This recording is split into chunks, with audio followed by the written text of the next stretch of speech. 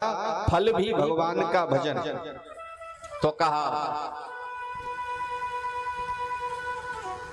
भजो राम सब काम बेहाई,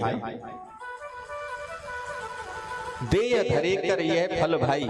मनुष्य शरीर प्राप्त होने का एक ही फल है कि सब कुछ छोड़ के भगवान का भजन करना चाहिए। देह धरे कर यह फल भाई, भजो राम सब काम बेहाई। भगवान का भजन किया जाए और यही तन कर फल विषय ना भाई। कोई सोचे कि इस तन का फल विषय है, हम मौज मस्ती कर रहे, आनंद कर रहे, तो विषय इस तन का फल नहीं है महाराज। विषय तो हर योनि में प्राप्त हो रहे। कौन सी योनि में विषय नहीं मिले? कौन सी योनि में? कभी आप देखो सूकर कुकर को देखो, सूकर नाली में गंदगी में पड़ा होता है, वहां भी सुख का अनुभव करता है, वहां भी सुख का अनुभव है। तो विषय तो सब योनियों में है। भोजन, शयन, संतान, ये सब योनियों में प्राप्त हुआ। केवल एक मानव योनि ही ऐसी है जिसमें व्यक्ति को ज्ञान है,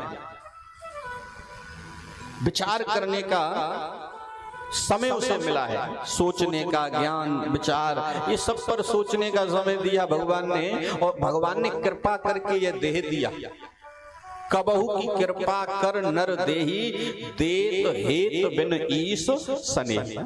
कभी कभी भगवान कृपा करके यह मनुष्य शरीर व्यक्ति को दिया जाता है कि इसको पाकर के अपना कल्याण कर लेना। तो यही तनकर फल विषय ना भाई। स्वर्गौ अल्प महा दुखदाई।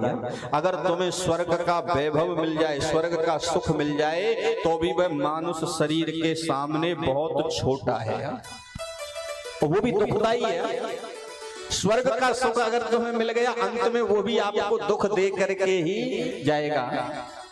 विचार कर लो, किसी के पास कितना भी वैभव हो, लेकिन अंत में जब छूटता है तो कष्ट होता है कि नहीं होता है? हमारा जन्मत मरत दुख हुई। जन्म और मरण के समय जो दुख होता है, क्यों? क्योंकि छोड़ने का कष्ट रहता है कि हमने इतना कमाया था, अब हम इसे छोड़ करके जा रहे हैं, तो दुखी तो होगा ही व्यक्ति।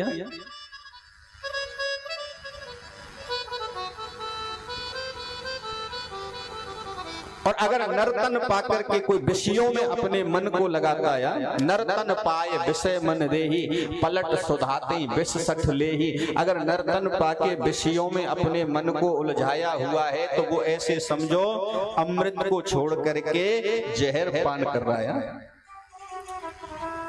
अमृत को त्याग किया, विष पी रहा है।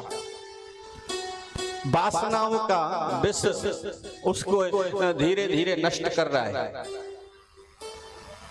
धीरे धीरे उसे मृत्यु की तरफ वासनाओं का विष लेकर के जा रहा है, कामनाओं का विष लेकर के जा रहा है। तो उसकी वही हालत है। पलट सुधाते विष सठ लेही। वह मूर्ख, सठ मूर्ख का सीधे सीधे मूर्ख व्यक्ति और धीरे धीरे विष पान कर रहा है। इसलिए कहा इस देह का परम लाभ तो केवल भगवान का भजन है।